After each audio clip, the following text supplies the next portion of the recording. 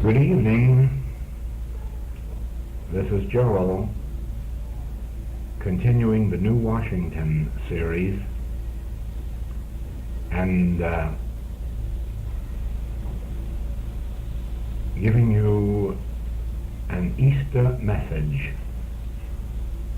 which I have called the Easter of our lives. It is the day of the crucifixion, and the Master is seated by himself, somewhat away from the people in the courtyard. And outside, the crowd is gathered, outside the gates. These are the people whom Jesus fed when they were an hungered. These were the multitudes that he healed of their diseases, of their sins, of their infirmities. Some of them he raised from the dead, and they gathered now to be sure that he was crucified. The authorities, their authorities, have roused them to forgetfulness of the good that they have witnessed in his ministry, evidently succeeded in convincing them that he meant to destroy their temple, their religion, probably even their God. The fact that they witnessed the healings and experienced them, this is forgotten. All that is remembered now is crucify him, crucify him. Inside, of course, the Roman authorities are much concerned because they have nothing against the man. They have nothing against the teaching. They have no liking for the work of the day, and the Master knows this. The Master knows that on one side he is between the people who have an unpleasant duty to perform and have no desire to do it, but probably feel that they must do it to uphold themselves. And on the other hand, he is meeting the ingratitude and forgetfulness of those whom he has blessed. And so he has the right to do a little thinking, and we have the right to look into his mind and see what he is thinking as he sits there waiting for the inevitable. And I have an idea that he is saying to himself, what a great spiritual victory has been given to me. What a great revelation from on high. So great that I know that the words that I have spoken will never pass away, and that someday men will repeat them, will remember them, and will lift themselves out of the grave of sin and disease and death, just as those words have lifted people out of the same evils today. What a wonderful thing God has done for me. What a wonderful light God has given me. What wonderful grace I received from on high, that I know all things, past, present, and future, and their meaning. With this great light, I can bring healing, consolation, comfort, not merely for those of my present age, but even before Abraham was. Those who existed will receive this light, and unto eternity this light will brighten the lives of men, and someday it will overcome the world of wars, the world of diseases, the world of fears, and the world of sins. Yes, God has been very good to me. God has blessed me. And then, as he turns to the present scene, he must smile and say, with all my success, wherein have I failed? Wherein has been my failure, if there is a failure? Wherein have I failed? Where are those I taught? Where are my disciples? Where are the apostles? Where are the 12? Where are the 70? Where are the 200? Where is my mother? Where are my brethren? Where are those who have been raised from the dead? Where are those who are to carry the message out into the world? Have I so failed that God has given me this great light, and I have not been able to give it even to one of these? I know where his sister Mary is. She is right outside that gate, and she stands by me with love and adoration, as does Mary, she who was taken in adultery. These two, whom I have so little right to love, these two seem to bear my burden with me. But those of whom I have the right to expect devotion, sacrifice, these I have lost. They were my sheep, but I have lost them. Wherein have I failed? Even my mother doesn't seem to know me, or to recognize my work, or to recognize my mission. Even my brothers, little children with whom I grew up, with whom I played, who saw me when my eyes were first opened to the revelation of God, even they seem not to know me. How is it that in all this wide world, none to whom I have poured out myself, my message and my mission, comprehends it? Have I failed? The message hasn't. The mission hasn't, because it came from on high. I know that it is of the Father, because, as I have voiced it before, go show John the things ye have seen, the sick are healed, the dead are raised, to the poor the gospel is preached. I am not wrong about the message. I am not deceived. No one can tell me that this isn't the Christ message, because by their fruits I know it. But what is the matter with me, that I have raised up no one to carry on, no one to carry forth this work, no one to understand it, and not even one to stand by and say to me, "Well done, good and faithful servant"? None. And so this master, pondering the great spiritual realities, looking out upon the human world to reason out the lack of receptivity, stands between two powers.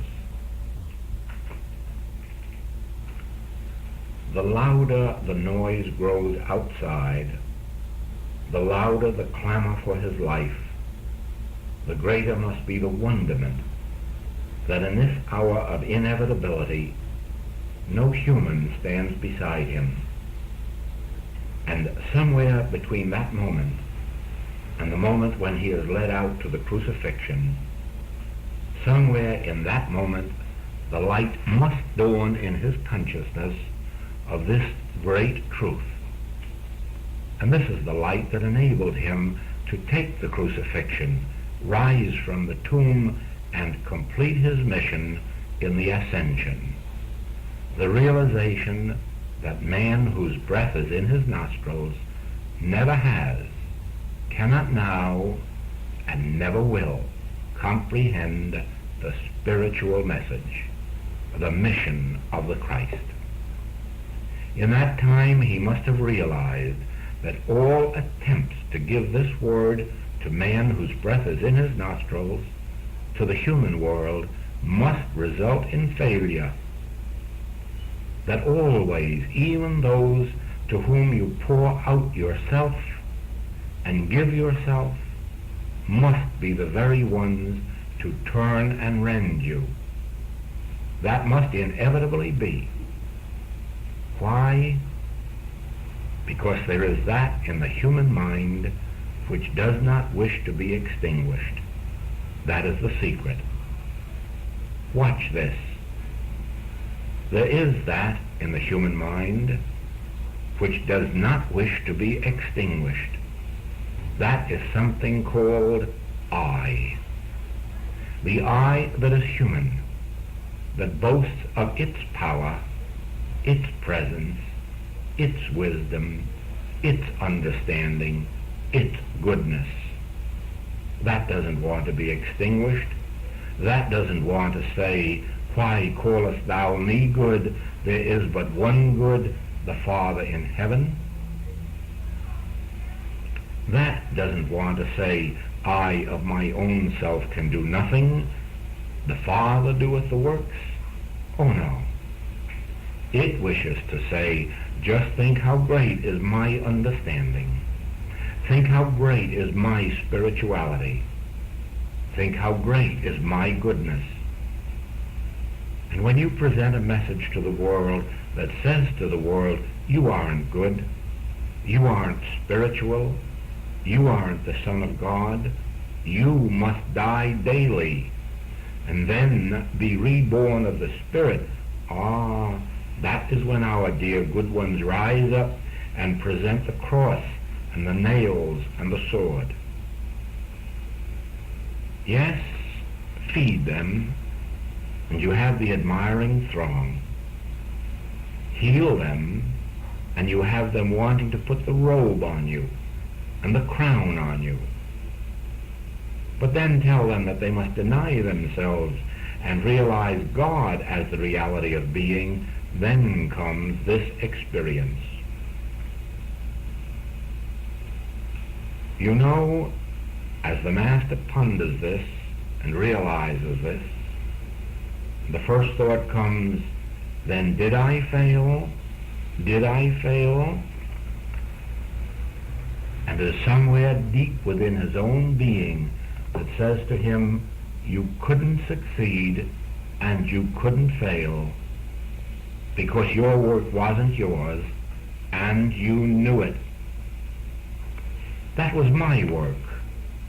You were my instrument. You knew that. You told them that if you spoke of yourself, you bore witness to a lie. You told them that your message wasn't yours.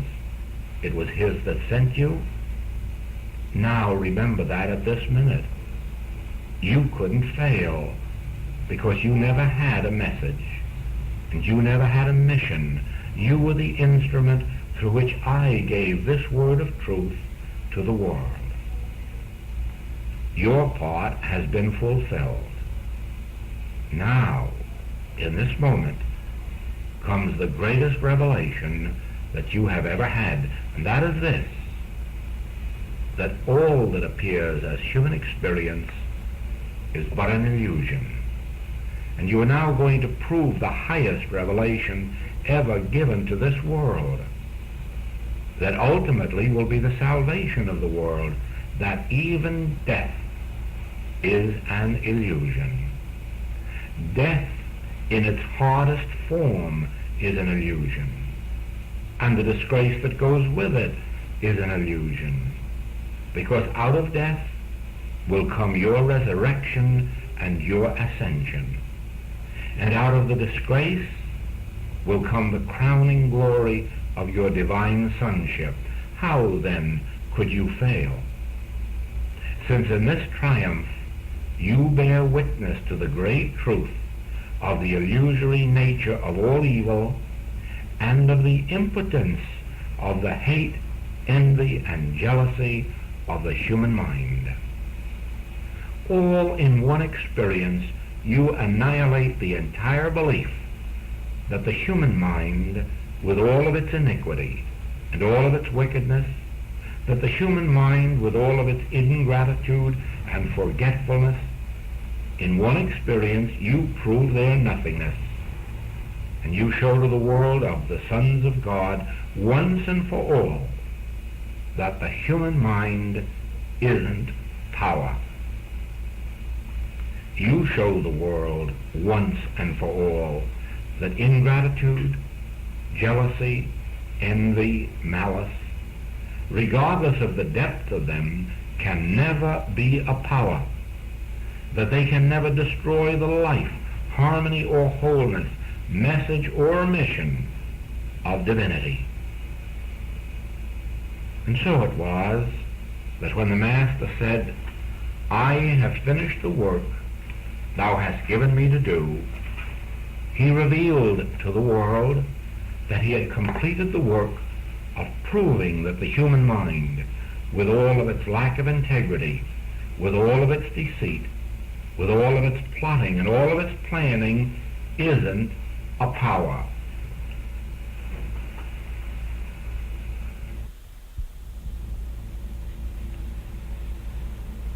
That was the conversation that the Master had with himself. That was the conversation and the debate. That was the question and the answer. Why did these men forsake me? Why was my message not received by these men, by those to whom, well, only for one reason, to prove that in the deepest degree, and there is no deeper degree than for a friend to betray his friend, for the student to betray his teacher, for the disciple to betray his master. There is no deeper degree of human iniquity, and yet it is proven in this experience that all of that was not power.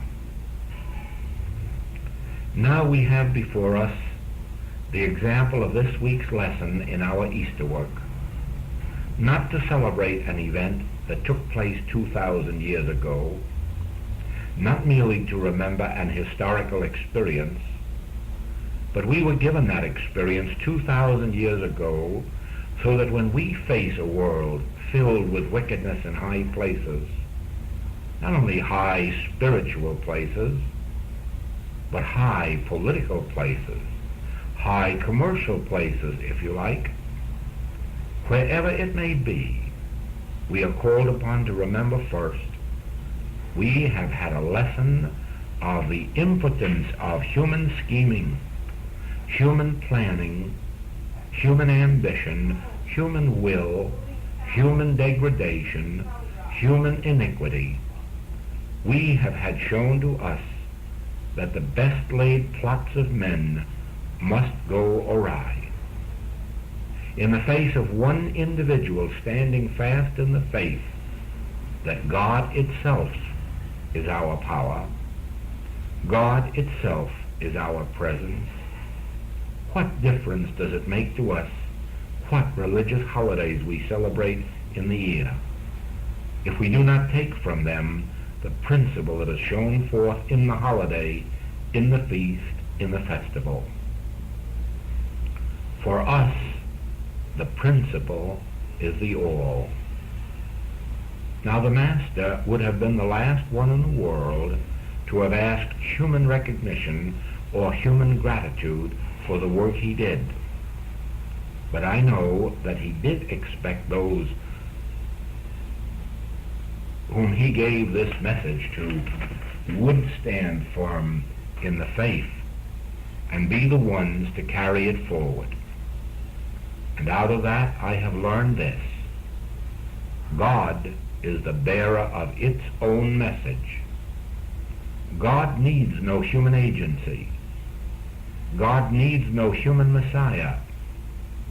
God needs no human disciple. Whether or not there is a you or a me, whether or not there is a metaphysical or spiritual teacher on the face of the earth, God will deliver to the consciousness of men the healing grace, the healing power, so that it may always be said, these words will not pass away. Regardless of whether or not there is a man or woman on earth to publish them, whether or not there is a man or woman left to carry them, God will itself speak into the consciousness of men and raise up seed, raise up the revelation and the understanding until the leaven works. You see, all of us at some time or other have thought that the carrying of the spiritual message, was dependent on a human avenue. And in that, we have lost our own healings, because we have accepted the belief that God had to work through person or thing or thought. Now I take you into the high revelation where you must understand that God works in you and through you without mediation. That God works in you and through you without a person, without a thing, and when necessary, without a thought. Never let your salvation be dependent on a man, or on a thought, or on a thing. Never permit yourself to believe that without a book, without a practitioner, without a teacher, without a teaching, without some right thought, that you might lose your demonstration. Watch as the Master, seeing himself surrounded by nobody after the Garden of Gethsemane, in which he finds not one disciple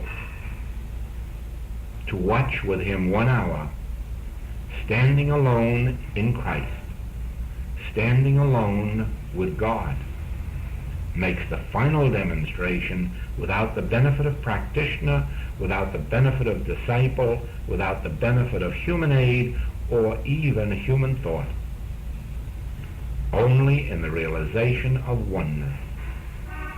Only in the realization of I-ness does that remarkable experience of resurrection and ascension take place, in which we see what?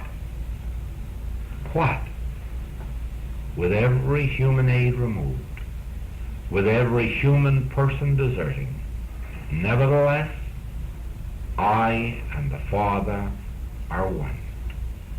I and the Father are one.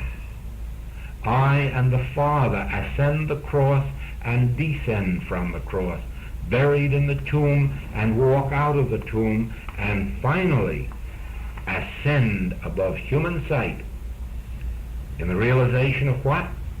Oneness, unity, completeness, and perfection. Out of this, we must gather that there comes a time in our experience when we are in that courtyard, and where we know right well that behind us stands inevitability in one form or another, and before us stands the desertion of everything and everyone upon whom we have placed reliance, and we find ourselves alone with God. And it is in that aloneness with God that we find the spiritual reality of wholeness and completeness.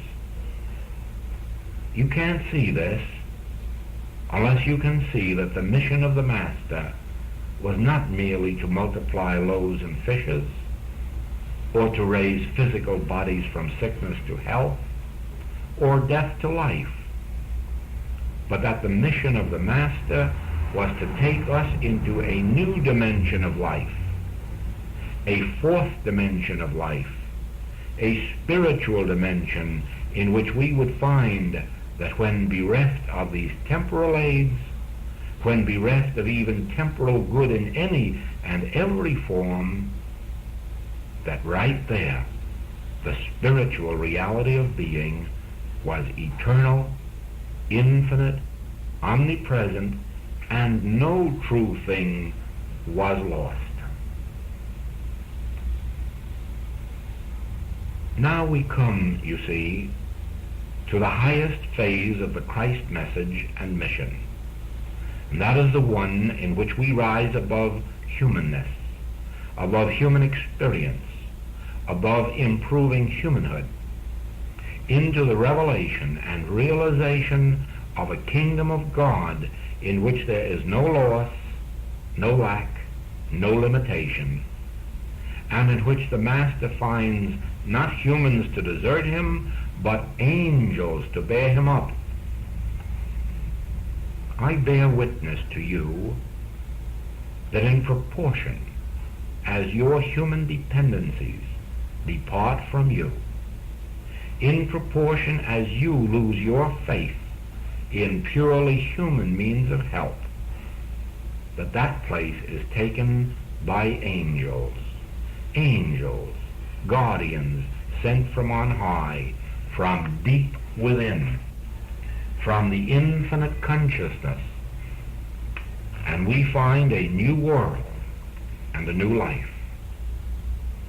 The only reason that we have the symbolic teaching of a master deserted by his disciples is in order to show us that wherever our human trust has been, even in the highest, we must be prepared for that desertion in order that we may be prepared for the higher step of witnessing the spiritual aid, the spiritual wisdom, the spiritual angels that are sent to us, that never leave us nor forsake us. Remember, I will never leave you. I will never forsake you. But that is not a man. That is an angel talking. That is an angel. That is a guardian. That is God's own witness within your consciousness saying to you that if your mother or your father desert you, which we are told is so in Psalms, though your father and your mother desert you, I will never leave you. I will be with you. Whether it is your mother or father, or Jesus' mother, or his disciples, we now know through this symbolic lesson that there is that which did not desert the Master, and which enabled him to reveal to the world that the desertion of human help is but the elevation necessary to the realization of divine help. Of course, it isn't necessary that we be crucified. It isn't necessary that our friends or relatives desert us, or that we be betrayed. Oh no, that lesson was an extreme lesson to illustrate the fact that we need not place our faith in these human avenues. If we forget and place our faith in the human avenues, one of these days the medicines will not heal, the banks will not loan, and the friends will not stand by. But while we are in the midst of this human experience, through the lessons given us in the Master's revelation, if we begin here and now to understand that here and now, as we begin to give up the dependency on our disciples, on our relatives, on our friends, on our capital, on our investments, then do we find that we are picked up by angels, by spiritual power. Ah, that's it, isn't it? Do you know that there are spiritual powers? Do you know that actually there are spiritual powers which are called angels or guardians or messengers from on high, which are nothing more or less than realizations or feelings of spiritual presence and power within us?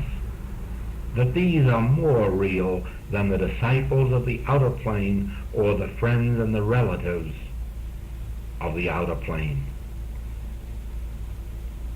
And that the entire mission of the Master was to reveal to us that there are guardian angels, that there are everlasting arms about us, that there are these unseen presences and powers upon which we can rely with much greater faith than on anything in the visible.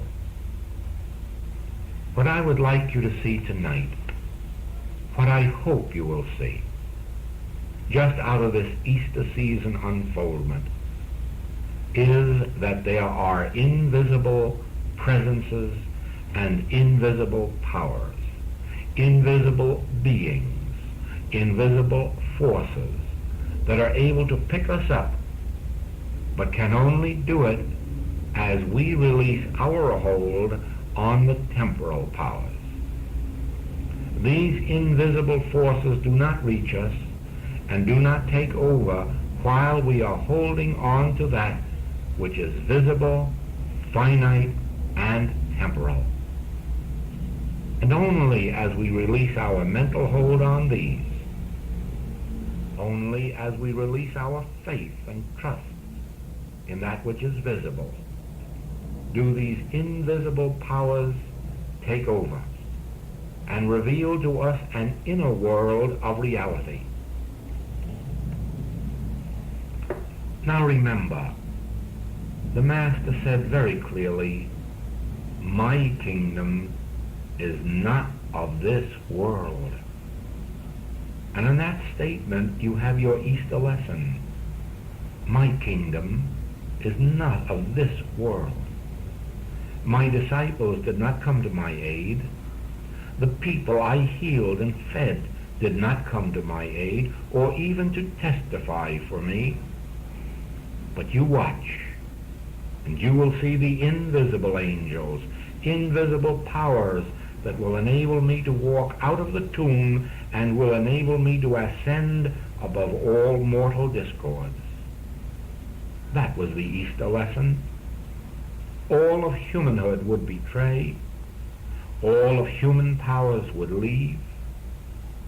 But I can call on angels. I can call on angels. Now watch. These angels will pick me up. And these angels will lift me from that cross and will take me from the tomb. And then that will be the glory of the Father's message, because that is what the Father has been trying to say through me, and ye haven't seen it. Have ye eyes and do not see, and have ye ears and do not hear? I am bringing you a message not of greater good in this kingdom, but of powers and of a presence from the invisible kingdom. My kingdom is not of this world. I have overcome this world, but within me is this divine presence, these tremendous forces, and I tell you of them. My message is to tell you that within you is the kingdom of God, not out there in personal dependencies, not out there in faith upon crutches that break, but the kingdom of God is within you. Now I show you my disciples who have deserted me. I show you those I've healed, fed, who desert me. Now I will show you the invisible. Watch its power. When you read the writings of the Message of the Infinite Way, I want you to notice particularly how the emphasis is all on the infinite invisible, how the emphasis is all on developing a consciousness of dependence, if you will, on that which is not seen, on that which is not visible out here. I have witnessed in my own experience that the inner light was only in proportion to my withdrawal from the outer world. Not to leave the world, not to leave its pleasures and joys, but to leave the dependence on it, to leave the faith in person, place, or thing. Perhaps you think that that makes you stand alone. Perhaps you think that in his hour of desertion and betrayal that the Master stood alone. Then let me assure you, you are far from right. Very far from right. The Master never was betrayed and never was left alone except by the unreal personal sense. The Master was always in the company of children of God, on earth and on the cross. At no time in his ministry did the Master walk alone. In his communion on the mountaintop, though to outer sense he was alone, in his own realization of the unreal nature of that outer world, he had his communion with the children of God. He showed that to the disciples, didn't he? On the Mount of Transfiguration. Was he alone? No. The great prophets were right there with him. You may be assured of this, that the prophets were right there with him on that crucifix. The prophets were with him in that tomb. When we seem to be most alone, we are only alone from mortal or material thought. When we seem most alone, we are most heavily engaged in divine company. Every individual in this room can prove for himself that he can't go into a room alone. Oh, let us say that you have gone home tonight and have gone to sleep for 2 or 3 or 4 hours and been awakened, and then get up out of bed and go into another room and be all by yourself for an hour, and watch how you find yourself in divine company, how you lose all sense of aloneness, how you lose all sense of friendlessness, how you lose all sense of lack and limitation. Watch how it is, after you have been refreshed with a little sleep and haven't the weariness of the world on you, that you can go off all by yourself, and within a few minutes, or in some cases within an hour, find yourself surrounded with angels. Find yourself surrounded with the most glorious visions, with the most glorious thoughts, with the most glorious ideas, with the most glorious companionships, and then retire again.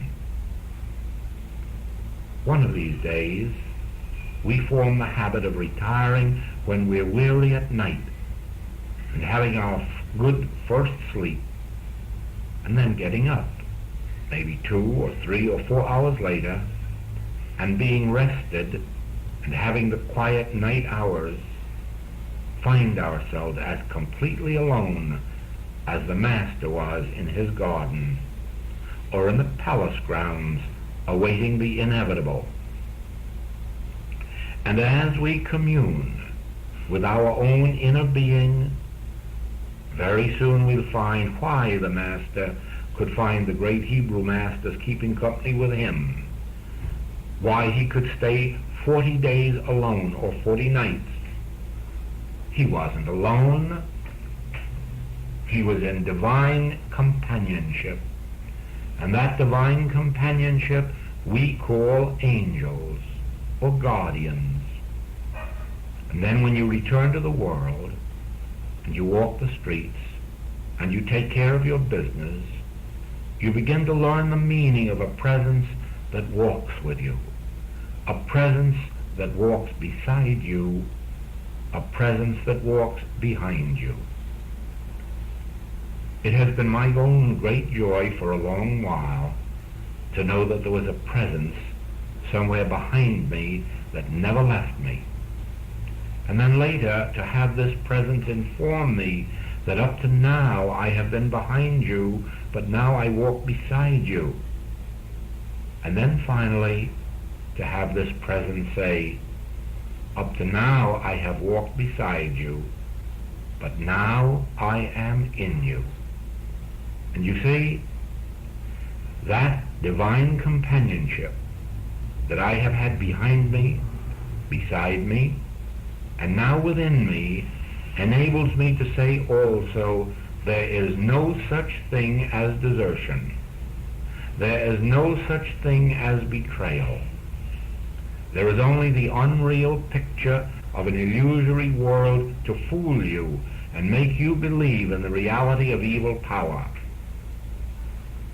But one day, when this realization comes, that outside are only these pictures of mortal sense, but that divine companionship, divine protection, divine supply are all emanations of the infinite invisible, are all the expressions of God in your own individual life, and it never leaves you or forsakes you, never leaves you, not since before Abraham was, and not until the end of the world.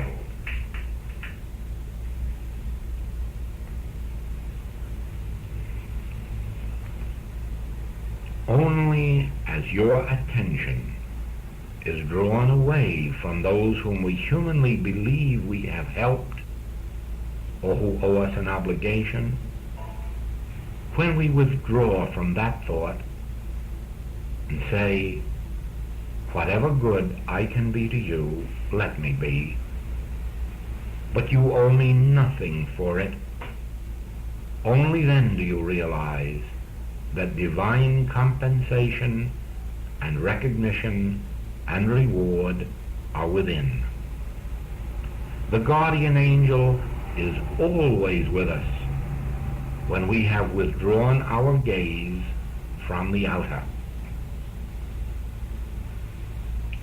And so, on this Easter, when your attention is drawn to the story of the Master, remember this, that the greatest blessing that has come to the human world has been the denial of the Master by those he fed and healed, and the denial of the Master by his very disciples.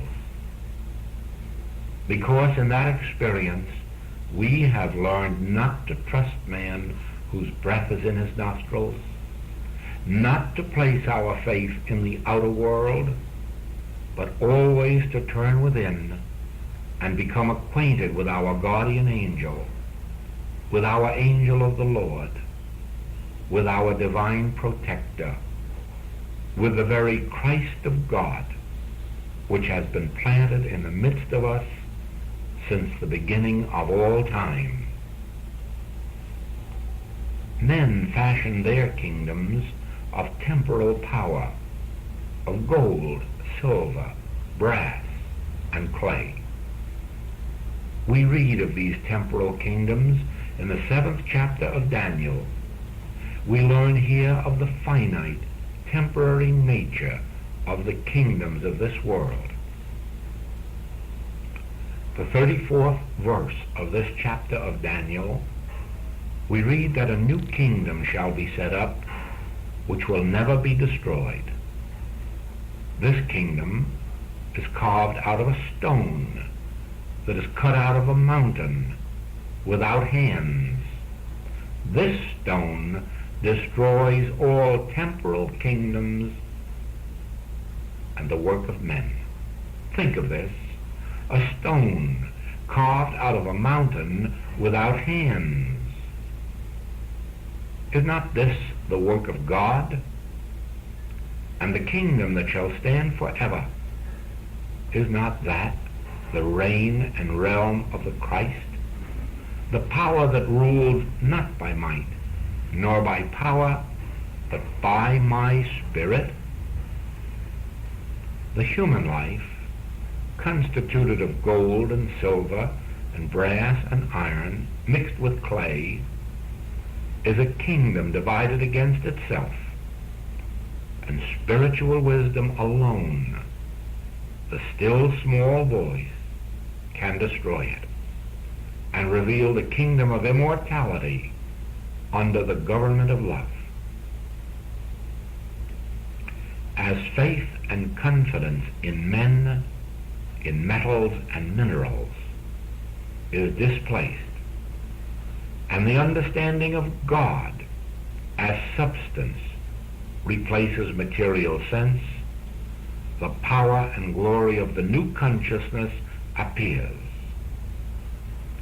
My kingdom is not of this world.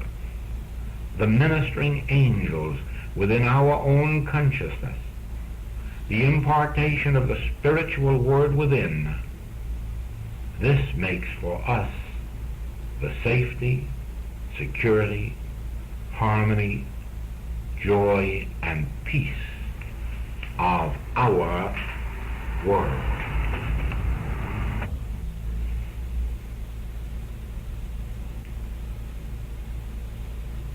The voice of the Lord, which we understand as the still small voice, is really a power. And you will be repaid in studying the 29th Psalm and learn more about the power that is in the voice of the Lord, in that still small voice,